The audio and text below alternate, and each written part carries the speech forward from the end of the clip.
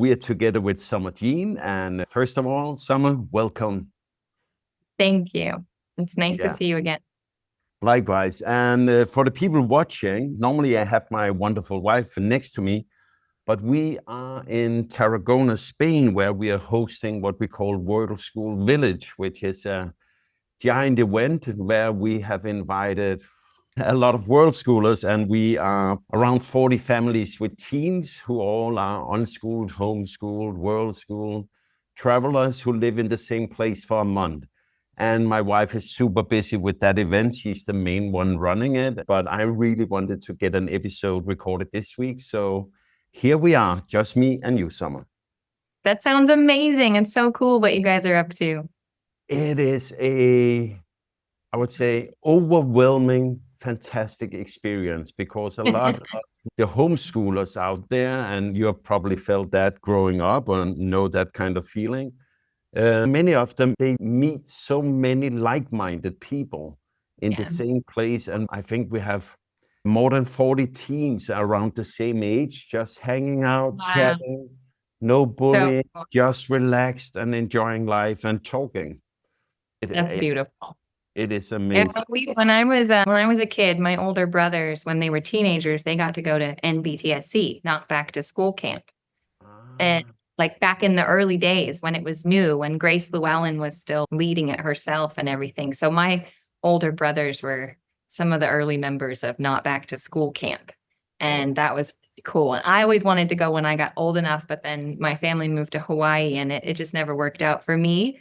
But it was a hugely impactful experience for them to get to be around so many other kids who came from alternative or different kinds of families and different kinds of education and upbringing, even though there was this vast, vast range between like my family's style of like not doing schooling and other families' styles. I mean, everyone, it's such a vast, vast range, right? Because the education is only like this tiny, tiny part of the wider world of parenting and relating to children and everything. So even though the range was so huge, there were certain elements of just being together with other kids that aren't in that system that was hugely connective and very like reassuring for them, and really like gave them a lot of confidence, because we didn't have a lot of people in our immediate life, you know, like when I was young, homeschooling was barely heard of, let alone like what people are calling unschooling now, or self-educated or whatever. There's so many terms. And so it was really cool for them to meet so many other kids that were at least different from the set system of public schooling. Even if it wasn't quite like our family, just that it was different was a way that we could relate to other kids that we met who, you know, didn't follow a curriculum, or just had some different kind of freedom or structure in their education. And so that was really, so it's beautiful what you're doing. I think it's really important for so many families to be able to get together and connect, and the kids, and for the parents just to be like, we're not alone. It's really important.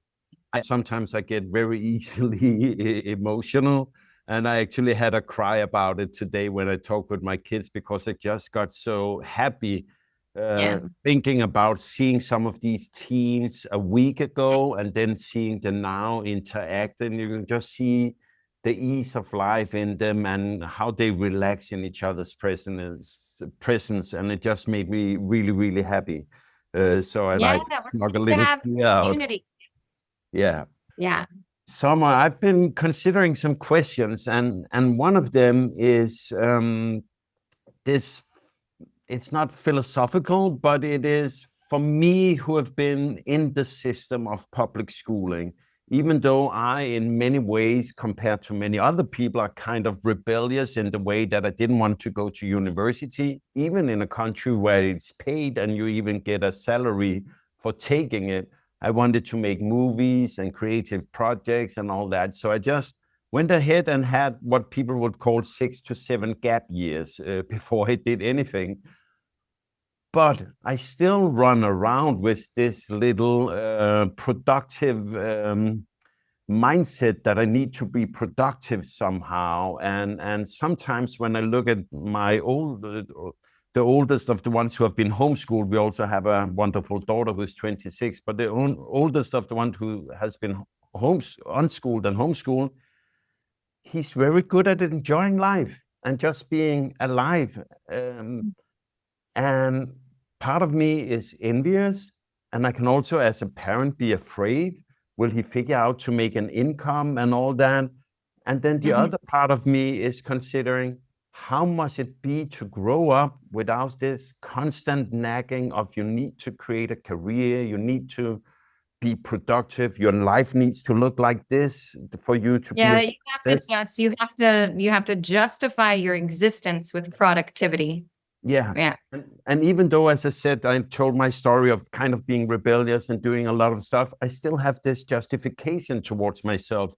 But I don't see it in the same way in my son. And you, who have been unschooled all the way, I'm curious where you are on this, if you also have it under your shoulder sometimes, or how you're handling it.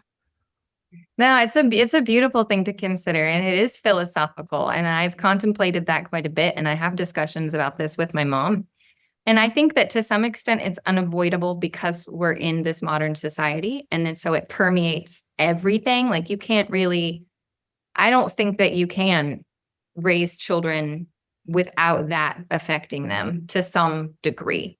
But I think you can lessen the degree. And I think that school has a huge, huge bit of that. But I got some of it myself, simply from the family I grew up in, from the relatives that I was around, from the parents of my friends, it's everywhere. It's from TV and movies and everything. Everything is pushing this narrative that that your value is in what you can produce as far as monetary success.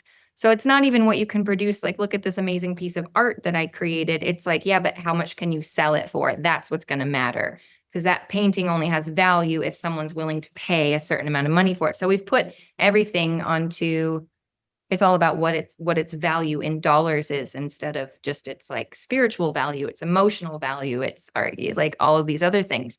And so I definitely have that programming as well.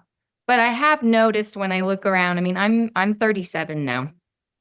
And like you described me as being unschooled, and that is still accurate if you're going by the original definition of unschooling. What I say is the true definition of unschooling, because the guy who actually made up the term unschooling to apply to something he'd already kind of formulated, and he's the first one to make that connection. So unschooling, according to John Holt, who created the term, is actually child-directed learning, or self-directed learning, child-led learning, or self-directed learning. That's the absolute core definition. So when I use the term unschooling, that's what I mean.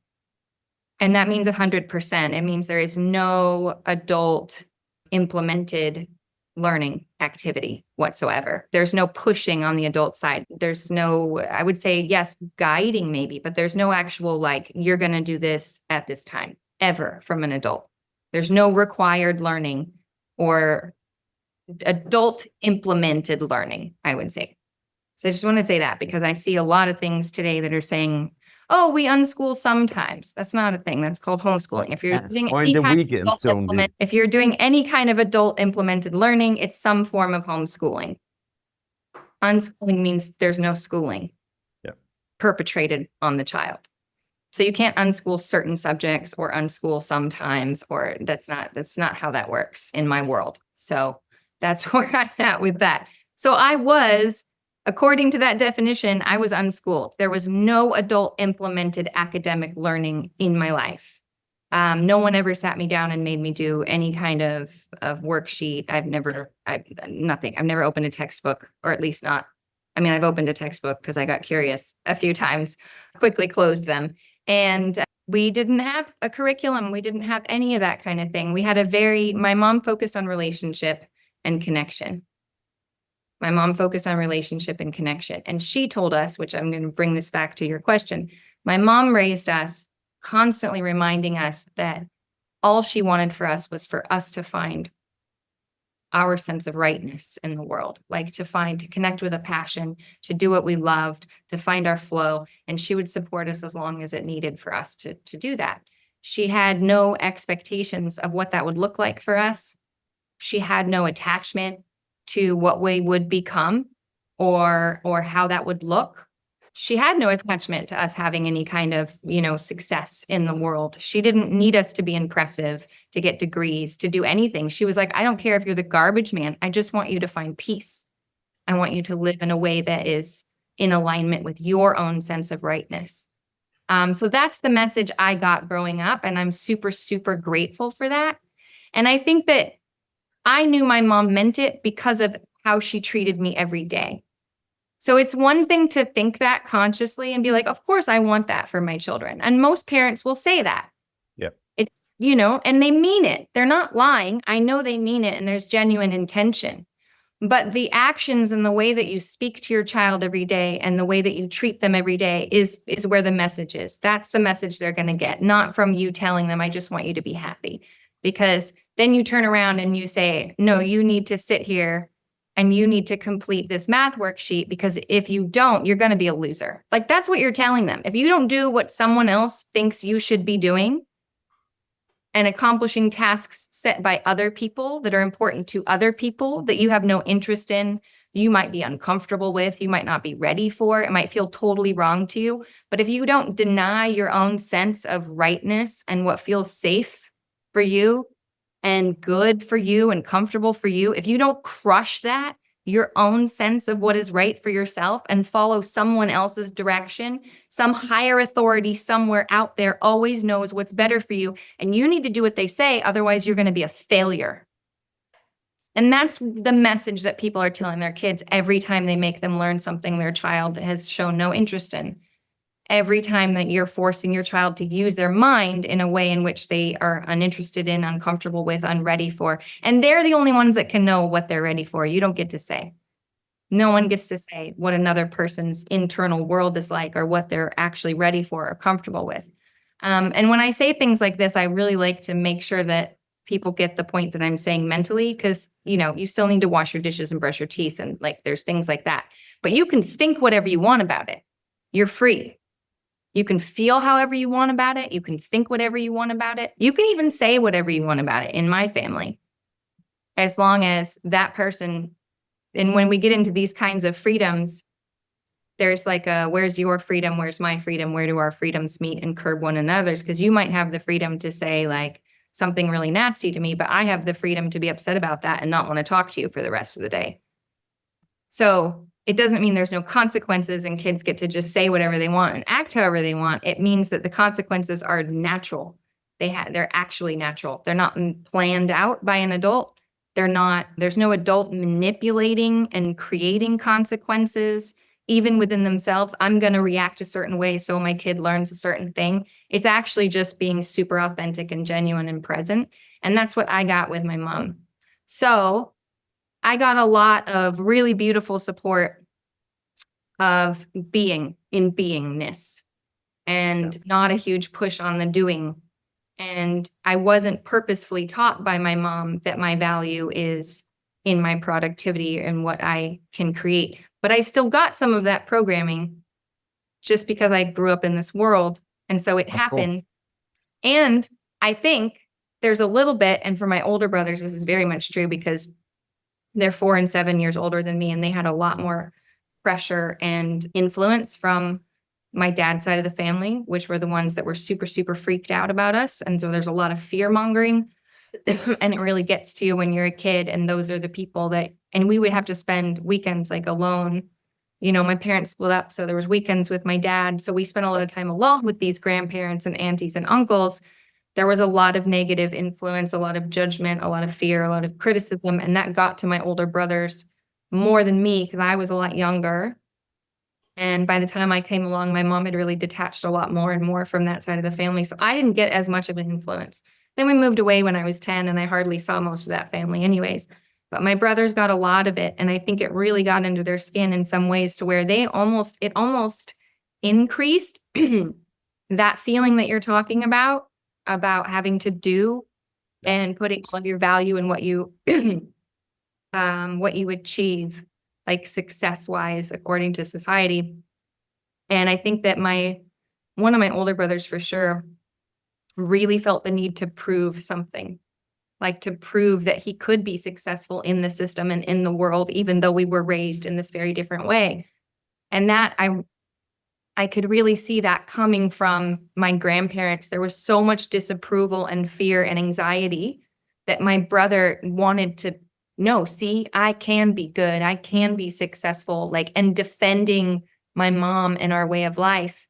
I think that all of us had a little bit of a desire to prove something to the world because we were so harshly judged and criticized for so much of our lives for being so different and so weird. And my mom was very unusual in a lot of ways. We're not just talking because, it's all connected, right? So it wasn't just education. It was also like the medical stuff, and it was the spiritual stuff, and it was the health stuff, and it was all of the things. And so there was a lot of judgment, a lot of criticism. My mom went through a lot. I mean, we had CPS at my door. Grandma called CPS to have us taken away from mom because we were being neglected because we were vegetarian and we were homeschooled. And my dad actually and my stepmom took my mom to court and tried to force us to go to public school and get all the vaccines and do all the stuff. And so the fear was real, like we actually, as children, experienced things that made us realize that we could actually be taken away from our mother if we didn't pretend like we were fine. And I learned how to tell a lot of tall tales really young. Out of survival. I had to survive. I had to tell grandma when I'm 6, like, oh yeah, no, I'm sleeping in my own bed, because if you're 6 years old and you're still co-sleeping, something's wrong. Uh-oh. So this is the world I grew up in, because 30 years ago in California, in Northern California, 30 years ago. Yeah, no one. No one. So it was like, my mom wasn't just a little weird. Like, she was so far to the other end of the spectrum from my dad's super right-wing, all-American cattle ranching family. And she was this weird hippie chick who decided to do everything different. And so they weren't only insulted because they took it as an offense against their way of life. So they actually went after her. Like, there was a lot. It's just, So my mom really got crucified. And we were all deeply affected. So I think there was a strong urge for us to prove ourselves against that world, against my dad's family, against my dad himself. And my older brothers had it much worse than I did. Being men, for one thing, it's a very patriarchal family. Nobody really cared what I did. They just wanted me to be cute and quiet and pretty. There was no real expectation for me. And I rebelled against that by like getting really tough and strong and loud and doing the opposite and become a glass blowing artist and stuff. But I'm really, really grateful that I got a little bit less of that influence than my brothers did, because I can see it in them. I can see, especially in one of my older brothers, that desire to prove yourself to the world, and that money being the measurement we are measured on. Yeah. So he makes the most money. He's the most successful. And in my opinion, and he went to college, like, he's the one that went to school. He went to college. He got great grades. I remember him telling my mom, he got into UC Berkeley, which is kind of a big deal. And I remember him calling my mom. My mom has reminded me of this quite a few times, because she's like, I don't know how I got a kid like this. It's so funny. He calls her and he says, this is your moment of glory. Like, I got into UC Berkeley, Mom. This is your moment of glory. And she was so confused, because she was like, I don't care. Like, why would I care if you get into college or not? I didn't raise you to, like, prove that you could be successful according to society and the set standards. I raised you to find your own joy. And I really feel like that had a lot to do with all that negative influence in my dad's family, and just growing up in that society and all of that pressure. And he's actually like, I feel like he's the one that went to college. He got the degree. He got the degree in political science. He works for some fancy startup company working on computers from home. He's married. They own a house. They have a little girl. They have a dog. They have the perfect American dream life. And I was just there visiting him not that long ago. And honestly, I think he's the most miserable out of all of us. Yeah. But that's the interesting thing, which is, what is happiness, and when are we really happy? And have many of us learned to listen to our bodies, and when we are happy and when life is good? funnily enough, But it's trying to live up to what success means to other people, like accepting other people's standard of success, accepting society's standard of his success. I know a man here in Mexico. I live in a gorgeous little jungle beach town in Mexico. I know a man here who just walked out of everything, and he lives out in the jungle. I don't know who, nobody owns the property. He lives way out in the jungle. He's made himself like a hammock fortress in this like tree. Yep. And he's just so happy. He's one of the happiest guys I've ever met. And he lives with nothing. And he walks 2 miles to come into town. And then he goes back to his tree next to the river and he lights a fire to cook. And he is the happiest, most content, peaceful person that I know around. Yeah, and I almost get anxiety thinking about it, because I, even as a free-spirited man who unschool my kids, or with unschooled kids, you don't unschool them per se. I'd be like, who would I be able to do that? But yeah, it is small steps, and I'm trying to remove the layers one by one. Since we talked the first time on our podcast, and people should go listen to that episode, I have found myself a hobby after many, many years of not really finding time for just doing what would be looked upon as nothing. I whittled spoons, and I love making spoons. And often when I make them, apparently I make quite pretty spoons. People are like, oh, shouldn't you sell them? And I'm like, hey, man, it takes me 5 hours to make this one. Right. What could you possibly? If you should pay it, I wanted $500 for it. I will give you the spoon. I've enjoyed making it, and I give you it, and you will enjoy using it. But don't insult me by giving me $20 for 5 hours of my time. I could work with whatever if it was, but just that joy of just sitting in the sun, relaxing, talking, and doing stuff. I'm starting to relearn that, but oh my, it's a big journey. Starting to uncover like your own curiosities that you lost somewhere, because guaranteed they were showing up when you were little, but then you had to redirect all your energy, focus, and attention to focus on things other people think you should be focusing on. And so you lost your own sense of what you like. I know so many people that don't know how to make decisions. Yeah. They don't know how to make a choice. They don't know how to make decisions. They don't know what they like. They don't know what they want, because especially young people, because they get out of high school and they literally have never had a chance to practice that. It's always been, this is where you're going to be at this time. This is what you're going to do with this time. This is what you're going to spend your time. Like it's all mapped out for them.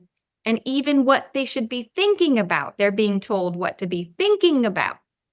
Yeah. And so they get out of high school. And I remember this when I was that age, and I had a lot of friends who were in high school. And I remember being, I would say there was a couple years, especially when I was about 20, I think, actually, because it was like a little after high school, and I was living on the Big Island, and I was like work trading on this organic farm type weird hippie community situation. And I remember there was a few other people around me. I dated one guy who was like 23. He'd gotten out of college. He had graduated with all the fancy degrees. He was the valedictorian in his high school. He had a really like super strict religious upbringing and was the good boy, like the perfect golden boy, straight A's all the way through the whole deal. And he got out of college and he was completely incapable at life, at basic living. And then he fell into such an incredible depression because he had no direction and no one telling him what to do. And he literally had no sense of even where to go within himself to find what step to take next. He lost his connection to any kind of motivation or curiosity or interest or drive at all. It was gone. And so it was really interesting because we dated very briefly because I was the opposite. I have never had a problem saying what I like, what I want, what my opinion is. I know exactly how I feel about this, and I'm going to tell you all about it. I can't relate at all to not knowing. And my mom had a similar experience. My mom, somehow, maybe she's just a very strong soul. I don't know. But when she was married to my dad, she tells me this story where she had a conversation with him. I don't even know what it was about. Doesn't matter. Where there was some kind of upset and she was trying to be like, yeah, but what do you think? How do you feel? And he broke down and he was like, I don't know. I'm not like you. I don't know where to go inside myself to find the answers. And I feel like that's a really great example of what happens to so many people in childhood going into the public school system. And then also just from the way parents are parenting unconsciously is we strip that from children. Because I think we're born with it. I think we're all born with it. We know likes and dislikes and what feels right and what feels safe and like intuition and gut feeling, all of that's intact. I believe that's all intact. And I think we strip it away from children by denying them the freedom to follow those impulses or explore those impulses or find out which ones are correct. And, oh, this feeling, does it mean I should do it or not? Well, I don't know. Try. Okay. Oh, no, I think that meant I shouldn't have done it. I'll pay attention to that feeling next time. We don't allow them to develop relationship with their own signals coming from their own body and their heart and their mind and their gut.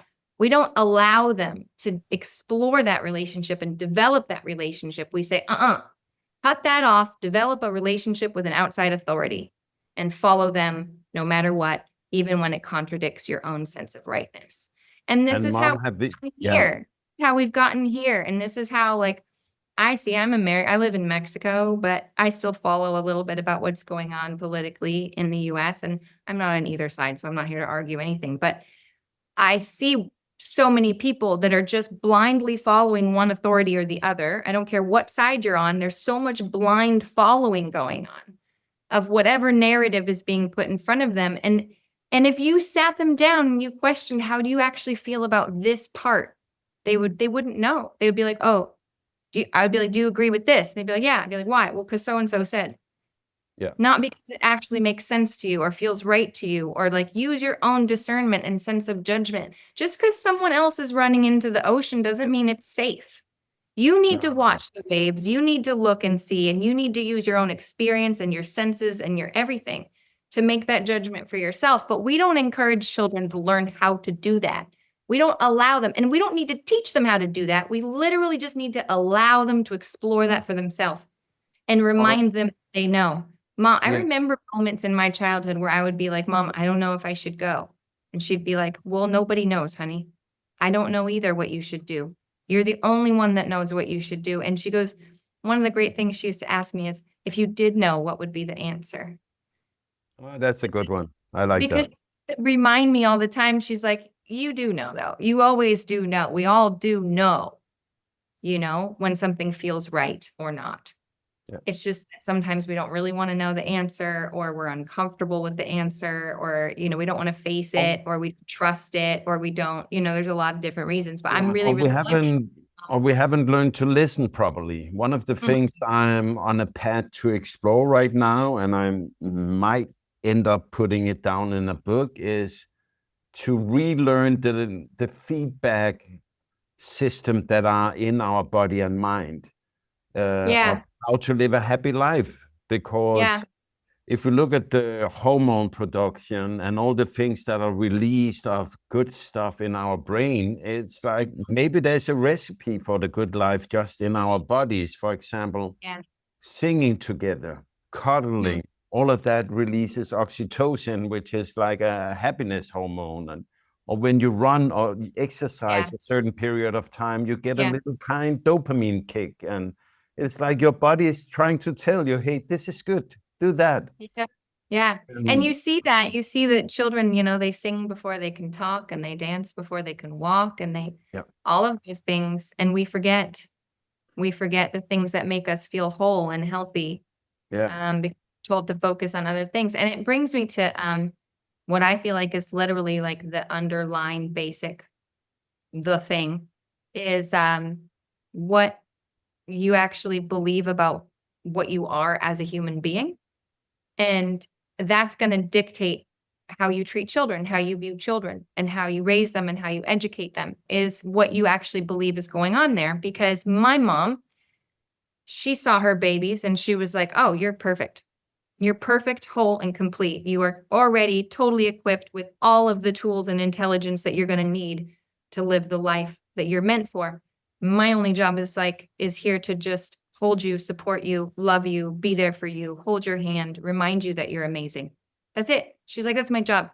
Keep you safe, keep you healthy, help you stay in your natural state of balance. But my job is not to control the direction. It was literally just to hold space for us to find ourselves.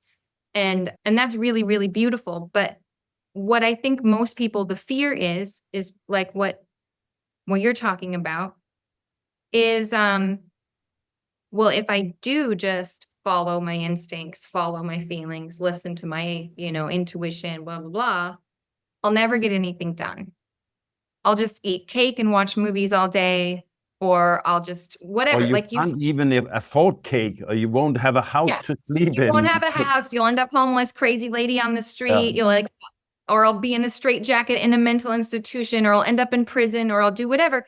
That's what you're afraid of for your children. You're afraid that if you trust who your child is as a human being and what they're equipped with, that somehow they're going to end up horrible losers, and you'll have failed as a parent by not forcing them to be good people. So you actually think what you actually believe, if you admit it to yourself, you actually believe that there is something inherently flawed with your children and with yourself at birth, that something is wrong with you intrinsically, that you cannot be trusted. And you were taught that. You were not born with that belief. That's not a knowing, that is a belief. You do not know that to be true. You believe it to be true because it was rammed into your head so forcefully and so repetitively your whole childhood, that you cannot be trusted, that left to your own devices, you will be a loser, you'll be crazy, you'll be a raging monster, you'll be out of control, or you'll just be lazy and weak and stupid. You'll have no skills, you'll have no abilities, you'll have no friends, you'll have no job. Like that's what people actually think. That's what they think we are. That's what they think we are as humans. But That we're some of it, crazy, lazy losers with no motivation, no intelligence, no blah, blah. Like that's what you think. yeah. But some, did you then end up homeless and all these things, or are you an okay human being? It depends on your standard. And that's the thing, is that people have different standards and they don't recognize that they're imposing their standards on their children. It's like my friend living out in the jungle. His parents probably think that he's a horrible loser, that they failed and that he's lost. Yeah. But he's happy and he's content. So what's your problem? And he's not a burden to society. He comes into town and he mentors young kids and he tutors like teenagers, and he's amazing. He's a brilliant, beautiful human being. He just prefers to live without money and live out in nature and mind his own business. And it's like, well, who are we to say that that's not a valid way of living on this planet? Yeah. So I think it has to do with what's your standards, what's your judgment. According to my standards, I think I'm doing just fine. I'm doing fine. I live in Mexico. I moved to Mexico. I think I probably told you a little bit about this before, but for anybody who's listening, I was a very successful glassblowing artist for many years, and I had my own business. I started as a teenager and making glass on a torch. And then I got into furnace work, large scale fine art glassblowing in my 20s. And then I pursued that career for many years and worked out of a couple different hot shops on Maui, Hawaii, and sold my work in fine art galleries. So I did pretty well for myself for quite a while as a glassblowing artist. And then, like most people, I was deeply affected by all the lockdowns through COVID, and it changed a lot of things for me. Or I should say it sped up a lot of things for me. And long story short, but my mom and I ended up moving down to Mexico, and I was still doing my jewelry business, glass work, and I have my studio here in my house, and I do still do some of that. But through a series of magical happenings that I can't quite explain and would take describing so much, my mom and I ended up opening our own cafe, and it's a tea and chocolate cafe. So it was actually a dream from when I was about 14, and my mom took me it was my 14th birthday. My mom took me to the Boulder de Shawnee Tea House with a couple friends to have high tea for my birthday. And it was the most magical experience. And I just decided in that moment that I wanted to give that experience to other people. I wanted to share that with people because it was exquisite. And I just felt that's how life ought to be lived, is in that kind of moment. And I wanted to share that. So I told my mom that I wanted to have a tea house, and she was totally on board. She's like cooked everything from scratch my whole life. And So over the years, through my teen years and everything, we actually almost did it a few times. Opened a bed and breakfast, or like we even looked at places for rent, but it was Hawaii, and the prices it was just totally insane in Hawaii, like to try to pull something like that off, and all the red tape and all the everything was just so ridiculous. So it kind of became like some nice fantasy we had at some point. Occasionally we would take it out and dust it off and brainstorm again. And I had a Pinterest page for it, but it was more like, it was so long now, that it just became this like dream I had once upon a time. And then living here in Mexico, everything just kind of shifted, and my mom wanted to start up her chocolate business here because it turns out there's not really any good chocolate in this area. There's a lot of Canadian and American expats, and they want their chocolate. And so my mom was like, I'm going to start making chocolate again and just selling locally, because she had a chocolate business years ago. And I also love making chocolate, but I also love baking sourdough bread, and I love making different fermented elixirs and drinks. And so we stumbled upon this place one day, and it happened to be for rent. And it was the spot that I said I had wanted if I was ever going to have a place, even though I knew I would never have a place. And then it turns out now it's my place. So it's really, really crazy. A lot of coincidences, a lot of magical things kind of coming together and happening. But we're in the 3rd year now. I've been closed for the last couple months because it's slow in the summer. I'm reopening on Sunday, and it's called Andanza, and it's a tea and chocolate cafe in San Pancho, Mexico. It's like a super magic little town, beautiful community, very creative, full of art, full of everything. My mom came here years ago, and she called me and she said, I found your town. And I was like, yeah, whatever. And then of course she was right. Mom's always right. But it leads me I'm actually to one of the things that I, along the years, have come to loathe or be more curious about how we can change and what we can do to change it is the way the nuclear family have been like the altar of a good life is you live in your own house with your own kids and your family lives somewhere else. And now you're starting a multi-generational business with your mom. And for me, it's a nice dream, where for some other people, they would be like, oh, but your parents should live somewhere else. You should have outgrown them or something. And I think it's a loss for society, for culture, that we remove ourselves from our families in that sense. Yeah, definitely. For sure. Especially like coming from American society. If you just start looking into the history and why some of these things were implemented, and you'll see that it was very carefully organized to destroy the family, to tear the family apart, and so the state could raise the children.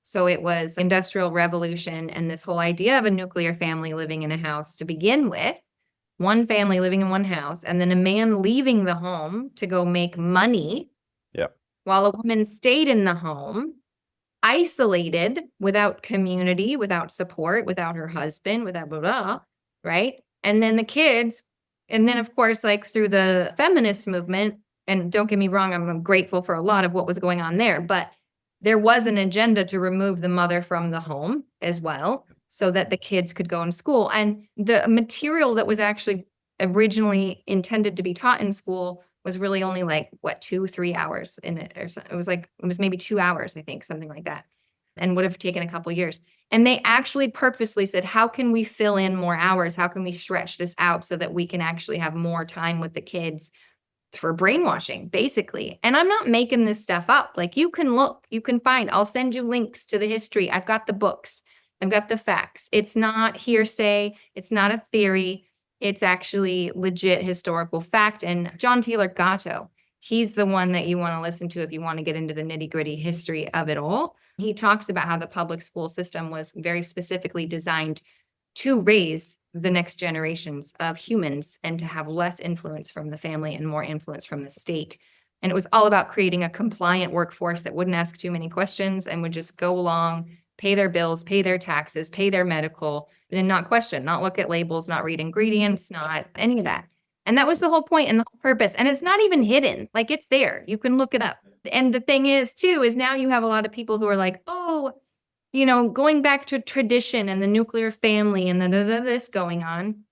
That was not traditional either. That was like a tiny blip in the 50s where you had stay-at-home housewives and men who went away to make money. Before that, throughout most of history, all over the planet, in many, many cultures, families lived in communities that were basically larger families in a town, a village, or whatever. And then you worked together. You had family businesses. It was like, oh, yeah, my dad is the butcher. So you're raised in the butcher shop and the wife is usually there and she's helping manage the business. Or you have a farm and the man is working on the farm and you're not so separated from your spouse or from your children for so many hours a day. So you're actually able to have stronger relationships and connections. And it's so weird to me that we expect a family to function or get along when they barely spend any time together. You're all off in different worlds and different lives with different people and different influences and all of this. And then you come home and parents are mad that their kids are not adopting their values. Well, dude, they're not even like being raised by you. They're No. being raised by strangers. And then, of course, why wouldn't your kids want to get out of your house as soon as possible? Oh, yes. And then Oh, go yes. get their own place and then not want anything to do with you. And then not, it's like, and I have my own family we got pretty scattered. My mom and I are probably the closest.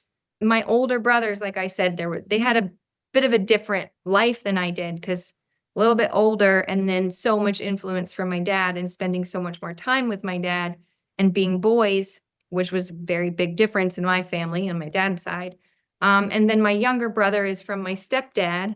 So that was a whole nother influence. And so my family was there was a lot of things going on, a lot of different parts. So my dad remarried and had my little sister who was raised totally different than we were by my stepmom. And so there was a lot of that going on. So it's not a mystery to me why my family is scattered. Like we started out that way. We were never really that full-on nuclear family. But my mom and I have stuck together on and off over the years. We've even lived together on and off over the years, probably more than we should have.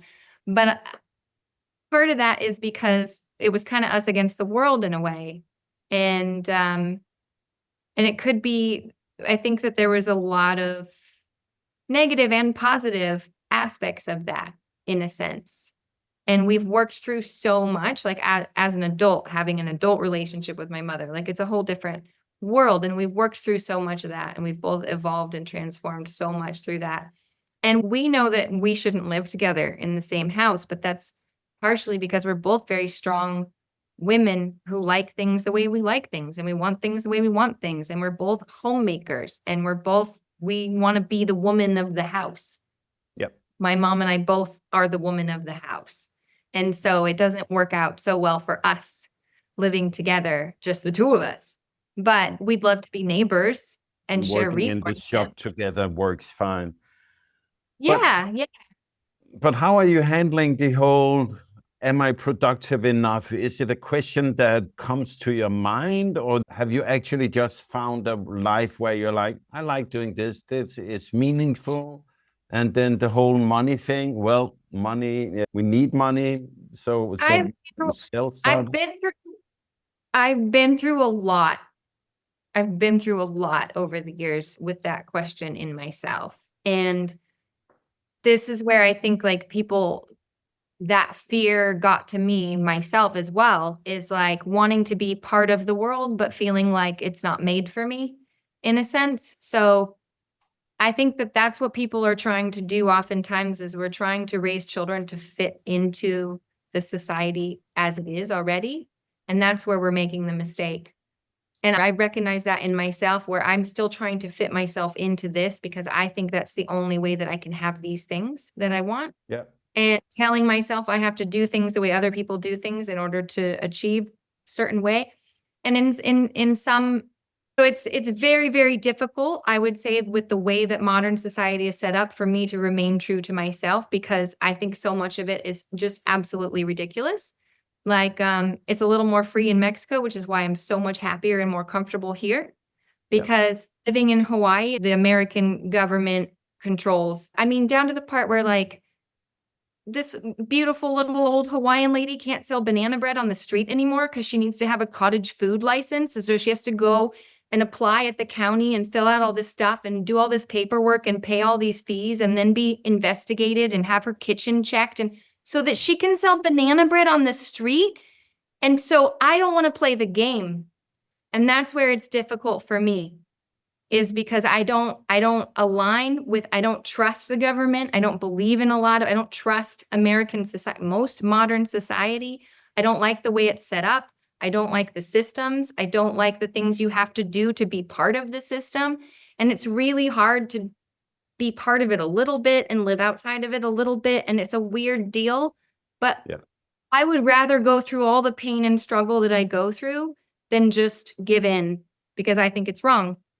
I think a lot of it is wrong, and I refuse to participate and play along and play that game. And so I left. I live in Mexico, where I can have a cafe. No one's breathing down my neck about any of that. The rules and regulations here are so different. And I felt like in the US, they were so ridiculous and pointless and arbitrary. And you're not allowed to question them, and they're unchangeable. And if you want to do this, you have to pay all these things, and you have to fit into this box, and you have to go through all these hoops and all this stuff for what? To be myself, to bake bread? Like, I can't just bake bread at my house and sell it to my neighbor. It's illegal. Yeah. I'm sorry. No, that's bullshit. I don't want to be part of this system. So No. I don't want to raise kids to fit into that either. I don't want to raise children and teach them that you need permission to go to the bathroom, because that's setting them up to need permission to give their neighbor a loaf of bread, or to grow tomatoes in your yard, or to catch your own rain in the backyard. Yeah. I'm sorry. No, that's wrong. You don't get to tell me if I can drink the rain coming out of the sky, okay? Like, I'm not going to play this game. So when you ask this kind of question, that's where I go with it. I'm just like, no, I live in and out of this world. Like, I have to play parts of the game in order to participate to some extent. But I'm this close to joining my friend in that tree in the jungle, because this is getting ridiculous. I'm this close. Because no, I don't want to accept credit cards at my cafe. I want to be cash only. I want to be a cash-based business, because that's like between you and me. You want to pay for something and I want to sell it to you, and that's between us. I don't think a bank should be making any money off of that. So can you just live according to your sense of rightness in this society? You might have to leave. You might have to leave. I don't know. And maybe that's what people are really afraid of. And that's why we keep controlling ourselves and controlling our children, because we're too scared.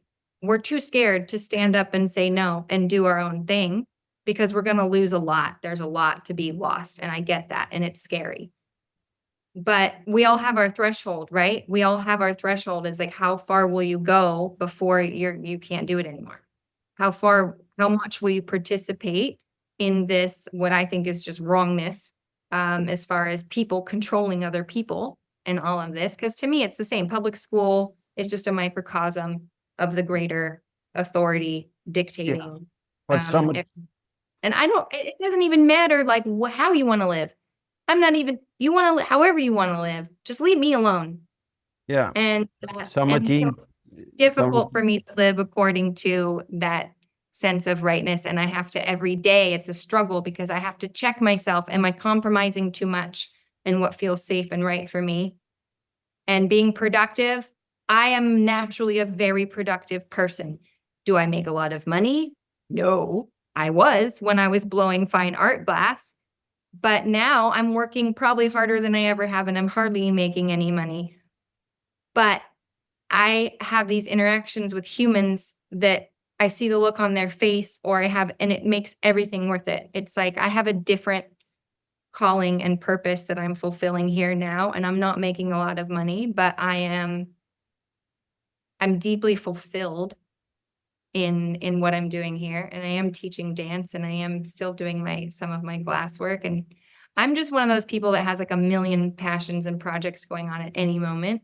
So do you think that it came from being not controlled, that you have this perspective of seeing where other people might bend to the rules or are not free?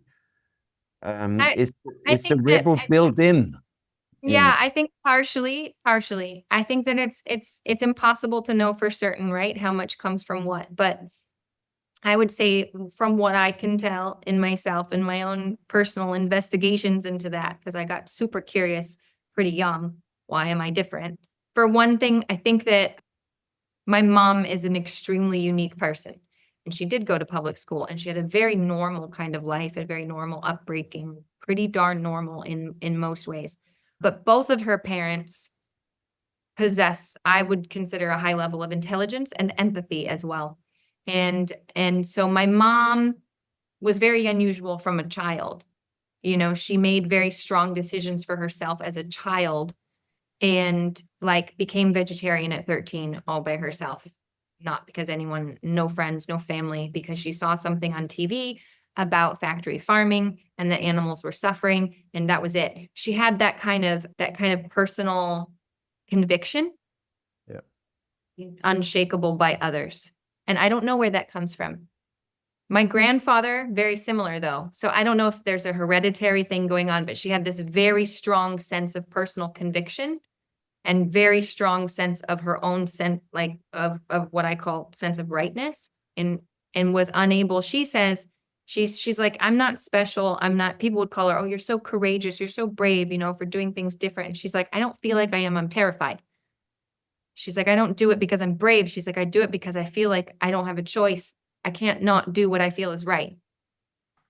She's like, I can't unknow what I know. And I can't not do what I feel is right. And so I feel similarly. And I don't know what that is or where that comes from. And I think that part of it was fostered in the way that my mom raised me. Yes. But I think that there has to be maybe a little bit of it inherently. And I think every human being has a little bit of it inherently. And then it can kind of go one way or the other.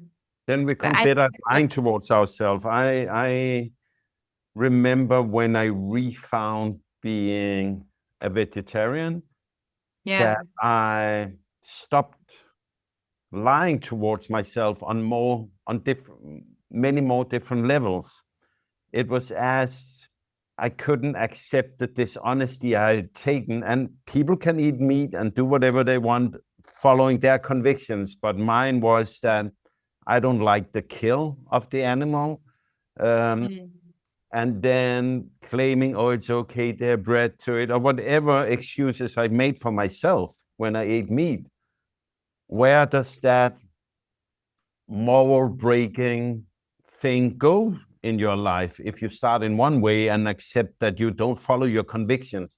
And I'm not talking about eating meat or not eating meat. I'm talking, I get it. Yeah. I'm talking about, I'm talking about you have a conviction, you have something you feel deeply, but you compromises it for some reason. Maybe it's to fit in among people. Maybe it's to not be the weirdo when you go to work, whatever it is.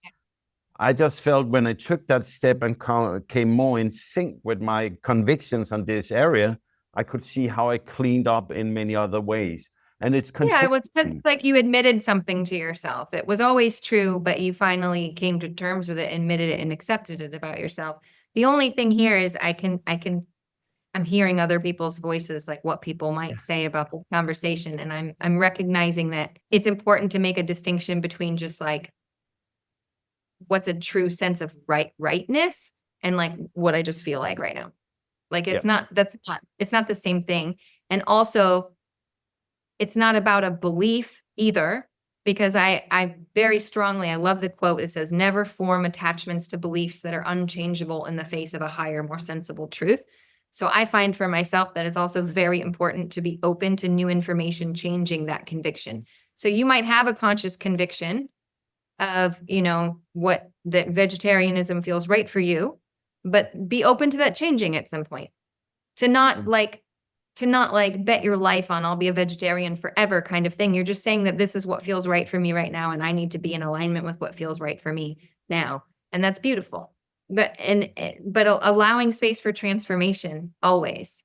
So I'm just saying that because when I talk about this, like doing what feels right for you, aside from whatever, I think some people are going to take that to be like, oh, so you're just going to do what you think, even when there's evidence to suggest that you're wrong, or that's going to be this or whatever. And that's not what I'm saying. I'm saying that like when someone says, you know, no, how do I say this? It's like when someone gives you rules and a structure and they tell you you have to follow this whole structure or you're going to be a loser. All I'm saying is check that.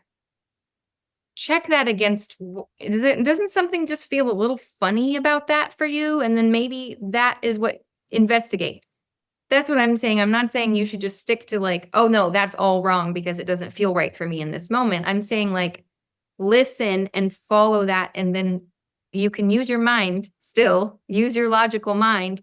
But when that little funny feeling comes up, it's just telling you where to look.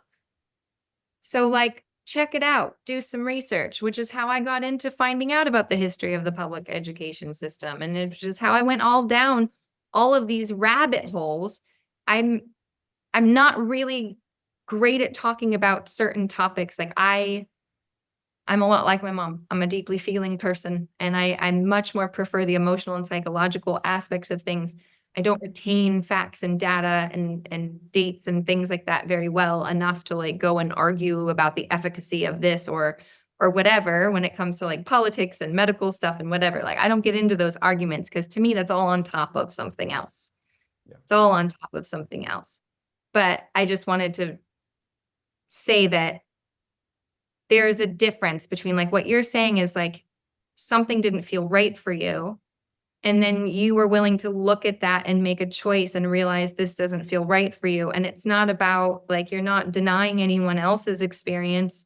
You're not saying this is right for wrong for everybody else. And you're also not just denying probably whatever evidence comes up that might say, maybe you should rethink that one way or the other.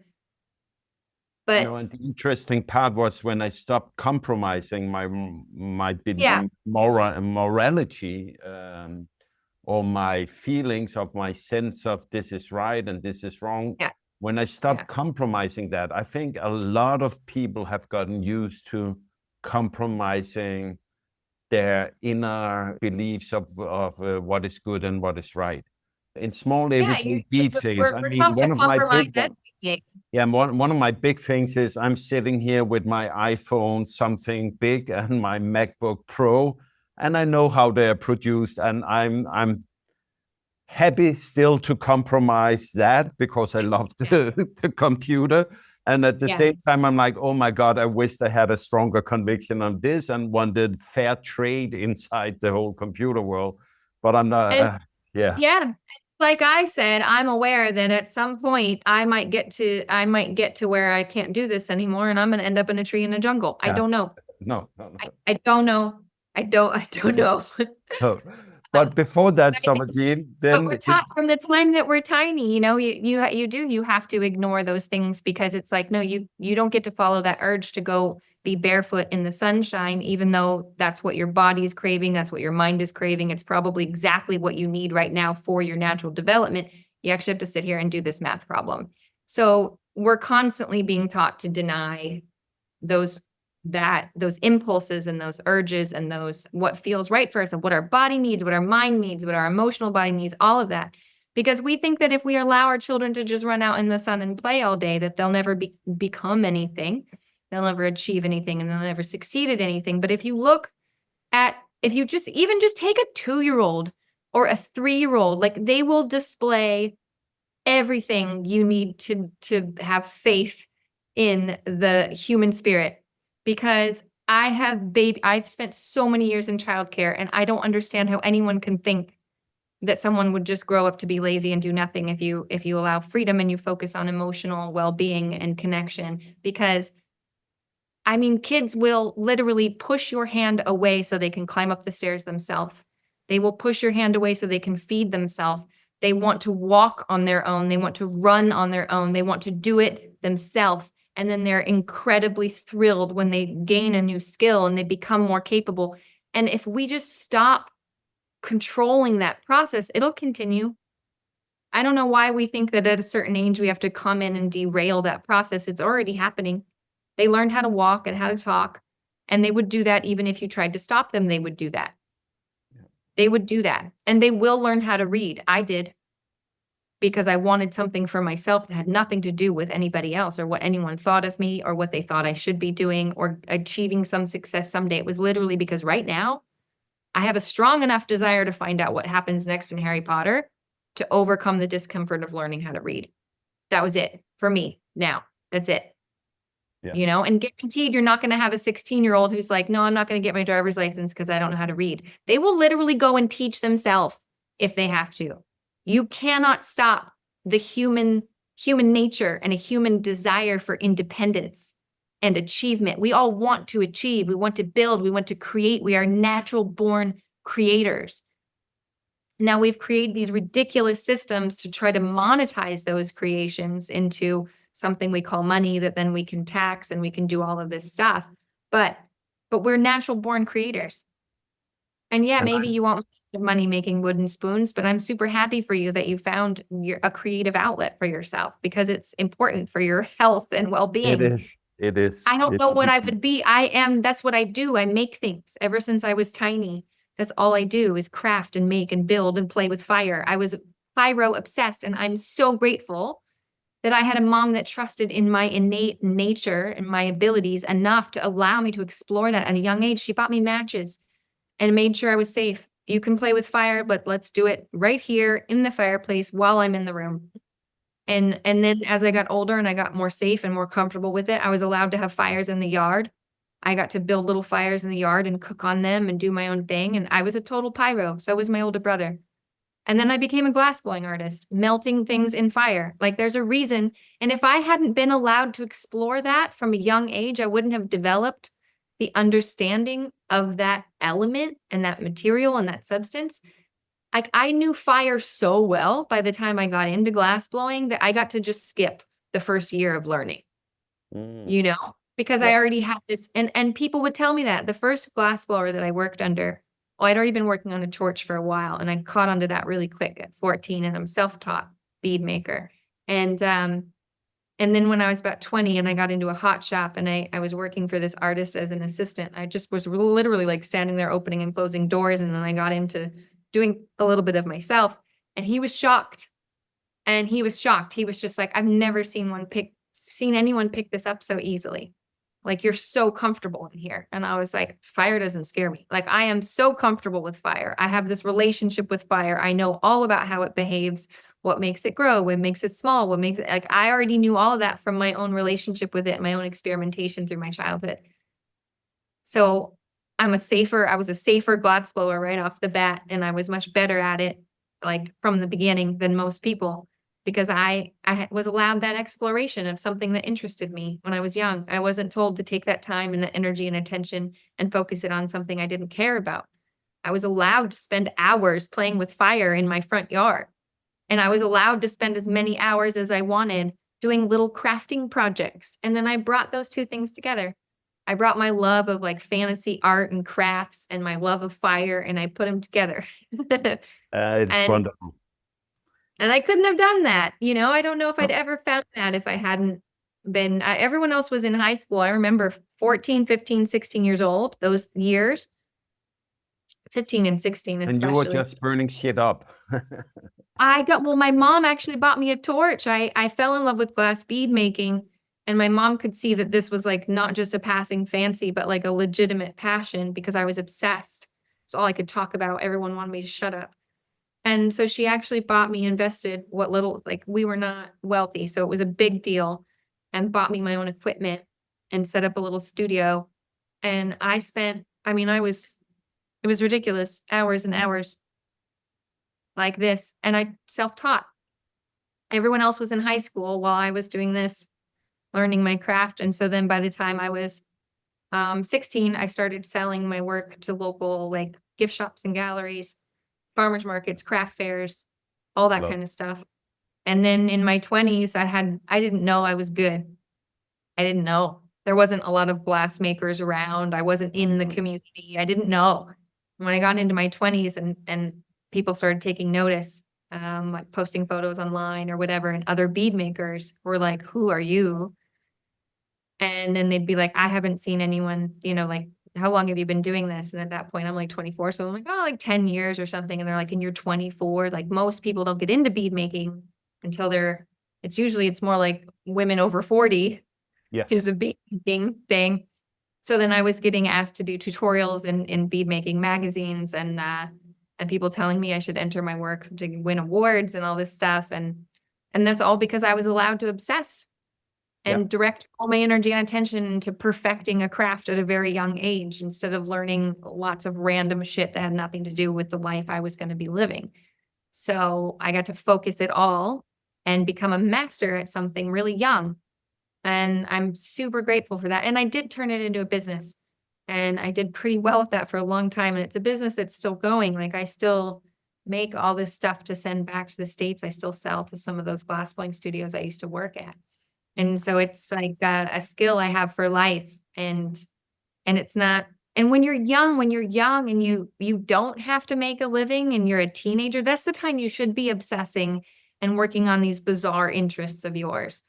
Like instead of being in school, like work on the bizarre interest, master a weird thing, do it when you're young, because then you have that skill for life. And then you're not 40 and wondering what you've done with yourself and, realizing you had a career that you hated and then not knowing what your passion is and not having any curiosity or enjoyment of anything. Do I like painting? I don't even know. Do I like, like you don't even know what kind of interests or skills you have because you've just had to been making money this whole time at a job you don't like. So yeah, I had to make money the whole time, but by the time I had to make money, I already had a skill set of things I enjoyed doing. Yeah. Things I knew about, things I knew at a level higher than people older than me. I was already an expert in certain things. And Because then as I got older and older and I got into the hot glass studio and working with people who'd actually gone to school, like art school, people who'd gone to glass blowing school, and they're walking up to me and being like, I've never seen anyone use a tool like that. Why did you do that? I'm like, I don't know. I had a need. The tool was there. I figured it out. Because no one taught me how to use that tool properly. Yeah, right way and a wrong way. I love it. So, Summer, it is time for us to round up. I really have enjoyed our talk, and I look forward to when we find time together the next time. For people traveling to Mexico who wants a good tea and chocolate experience, can you please plug what is the name of the city and again the name of your cafe, and also if they want to find your glass online, please share so people can find. Yeah, so my cafe is in San Pancho, Nayarit, Mexico. It's about an hour north of Puerto Vallarta. So if you're coming to the Puerto Vallarta side, it's not too hard to get to, and it's a beautiful, magical little town. And my shop is called Andanza, and it's right near the beach on the corner of Plaza del Sol, next to a little wine shop and a little health food store, and the plaza where all the kids. There's a lot of really cool homeschool families around here too, and very cool like alternative schooling going on, and a lot of really amazing, very family oriented town. Gorgeous community center with kids all the time hanging out. It's amazing. So yeah, come to Mexico, come check it out. It's beautiful. And then if you want to check out my glass work, I'm Mermaid Art Glass on Instagram and all those places. There's not much new going on there, but you can go and check out all my blown glass work and see the studios I've worked in and all that kind of stuff. And I would really love to at someday open my own little hot shop here doing only recycled material. And I'd like to teach, I'd like to share the skill with other young people and just, there's not really a lot of that in Mexico. There's not a lot of glass art in Mexico. There's really only a few hot shops scattered throughout the country, and they're mostly focused on production glassware. And I would love to have a little like art studio where I could introduce and teach and have it be from recycled glass because the material's here. It's free. It's easy. All we need now is some propane to melt it and a few tools. And so that's my next project after this cafe situation gets under control. We're then here you can in Pancho and blow glass with me, which would be what I would really love. And we're here in Tarragona, Spain, on our Worldschool village with the 40 families. And we have actually been dreaming about we were in Mexico in 24, the winter 24.